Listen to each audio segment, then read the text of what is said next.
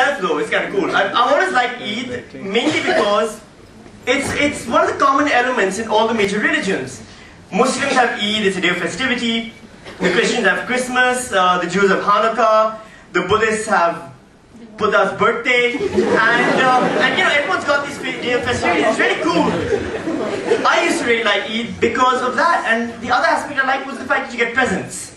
You know, you get presents, but you get money in our case, but I used to envy the Christians because they got presents. I wanted presents. I thought, you know, that was nice. You get the gift wrap thing, it's a surprise when you open it. Until I realized every present I've gotten, every birthday has been utter shit. I mean, just the worst presents on the planet. If you think about it, everyone's got this. When you have your birthday, majority of the presents are going to be that cheap Risk set you get from the Shell Select on the way to the party that people buy. And it's this really bad Risk set. Anyone played the game Risk? It's the whole world map. The one locally produced has this messed up geography where India, Pakistan, Bangladesh all smooch together and call Pakistan. They've got countries that haven't existed since the Second World War, like Siam. Where the hell is Siam? I don't know where Siam is. And my geography was messed up as a kid. But I used to go to school, I'm like, miss, what's India? It was horrible. And so I decided, alright, presents are crap, give me the money, I like the money part.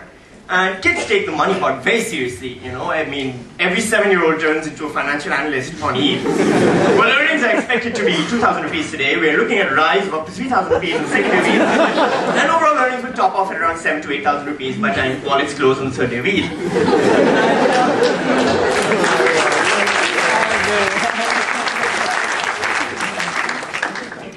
And then you've got your, you know, the first day of Eid, you meet those relatives who give you lots of Eid. And they're cool, like Auntie Wajda, everyone's got an Auntie Wajda. She freaking gives you like 3,000 bucks and it's awesome and you love her, even though she's hairy, it doesn't matter. And then, the third day of Eid though, that's the day reserved for crappy relatives. You don't care, they don't care. You gotta meet them. You're not even wearing good shalwar kameez anymore, it's just like unironed khakis and a button-down shirt with short sleeves, and you go over, they know you're there for the money, they resent you for it, they prolong the agony, they make small talk, they'll serve you 3-day-old sheer khorma, which I have another bowl, and then you're just sitting there, you're miserable, and then finally the money comes. It's in a little envelope, the envelope's usually blue in color. Even the shade of blue looks cheap, you know, and you open it, and inside, it's 25 rupees. Who the hell gives 25 rupees in the year 2006? This isn't the time of our grandparents when, you know, you could get by on a thani and a chwani, you could travel to America and back. 25 bucks is nothing now. They don't take inflation into account. So what I do now is I keep 5 rupees in my pocket. They give me 25 rupees. I give them 5 rupees back, here's the change, thank you.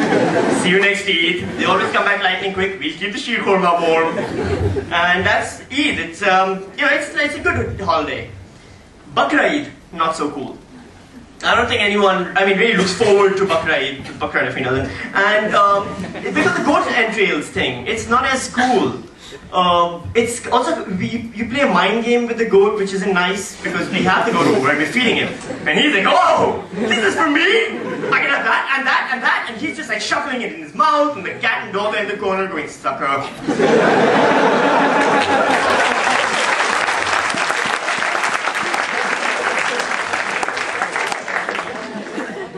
First time I remember getting the goat for Bakra Eid, I thought we got a new pet. I was thrilled, I named him Billy. Billy my goat, and the next morning Billy was mutton biryani. The cat and the dog went on a food strike right there. We ain't eating! We don't trust you. And the next day, next year we got Billy the second, Billy the third, Billy the fourth, Billy the fifth. When we hit Billy the double digits, I was like, alright, hang on. What's going on? What keeps happening to Billy? So my mom sat me down and she told me the story of the origin of Bakra Eid, which is Abraham had the goat, took his son up to the hill to sacrifice him for God, and God switched the son with a lamb, and as a result today we sacrifice goats and lambs and camels and cows.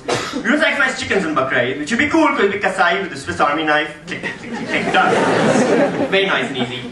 And we got the lamb thing, but I freaked out though. I was 12 years old. I was like, hang on!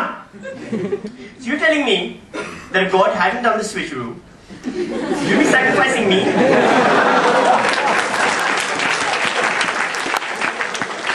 Children would be being born, freaked out of their minds. They're coming out of the womb like, I don't want to be the first! I don't want the first! I'll go back in if I'm the first! He's the first! Sucker! I had a GT at my house the other day for all the old people in my family. I called it a GT for OPs. Because I'm cool like that.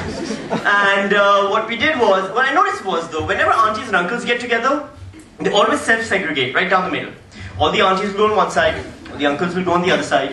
Aunties will discuss shopping, uncles will discuss politics. The entire 20th century of gender development just went right by these people. None of them noticed it. And everyone's got this one uncle. He's usually Uncle Munawwar, Uncle Munir. It's an M name. He's the biggest conspiracy theorist on the planet. Stop me if you heard some of these. America has made a world map of the year 2010. Pakistan isn't on it.